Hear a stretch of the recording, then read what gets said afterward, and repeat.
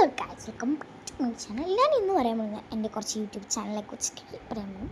സത്യമാണ്, ഞാൻ YouTube channel തുടങ്ങുന്നത് 2022 അർജൻറ്റീനയ്ക്ക് കപ്പ് കിട്ടിയ വർഷമാണ് ഞാൻ യൂട്യൂബ് ചാനൽ തുടങ്ങണം.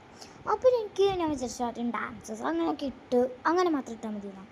പിന്നെ എനിക്ക് ഇങ്ങനെ ഡാൻസസ് മാത്രം ഇട്ട ഒരു ഉണ്ടാവില്ല എന്ന് വിചാരിച്ച് അങ്ങനെ വീഡിയോസ് ആയിട്ട് ഇടാൻ പറ്റും.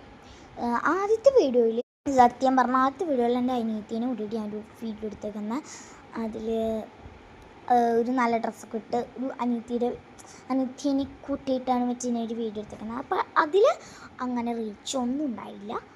പിന്നെ ഞാൻ അങ്ങനെ വീഡിയോ ഇട്ടിട്ട് ഇങ്ങനെ വന്നു. പിന്നെ ഞാനിപ്പോൾ പഠിച്ചുകൊണ്ടിരിക്കുന്ന സബ്ജക്റ്റ് മാത്സാണ്. വെറുതെ വീഡിയോ എടുത്തുന്നുള്ളൂ. പിന്നെ എൻ്റെ യൂട്യൂബ് ചാനലിനെ കുറിച്ച് പറയാൻ വിചാരിച്ചു. അപ്പോൾ അങ്ങനെ ഞങ്ങൾ യൂട്യൂബ് ചാനൽ ഞാൻ തുടങ്ങി. എനിക്ക് വിചാരിച്ചാൽ ആദ്യം റീച്ചൊന്നും കിട്ടില്ല എന്നൊക്കെ. ആദ്യം 2-3 സബ്സ്ക്രൈബേഴ്സൊക്കെ ഉണ്ടായുള്ളൂ.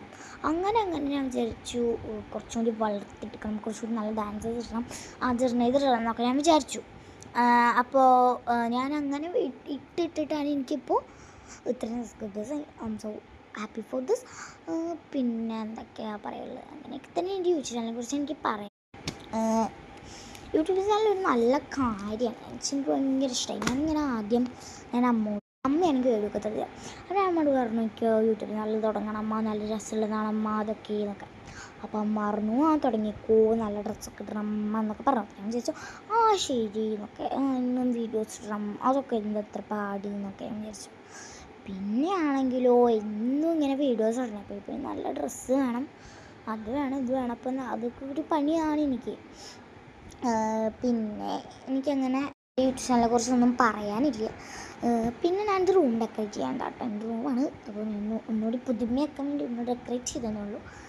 ഇതേ നമ്മുടെ യൂട്യൂബ് ചാനലിനെ കുറിച്ച് നമുക്ക് ഇത്രേ പറയാനുള്ളൂ. അങ്ങനെ വീഡിയോസ് അങ്ങനെ വന്നു. അങ്ങനെ എനിക്കിപ്പോൾ 100 സബ്സ്ക്രൈബേഴ്സിലോട്ട് അടുത്തിരിക്കുന്നു.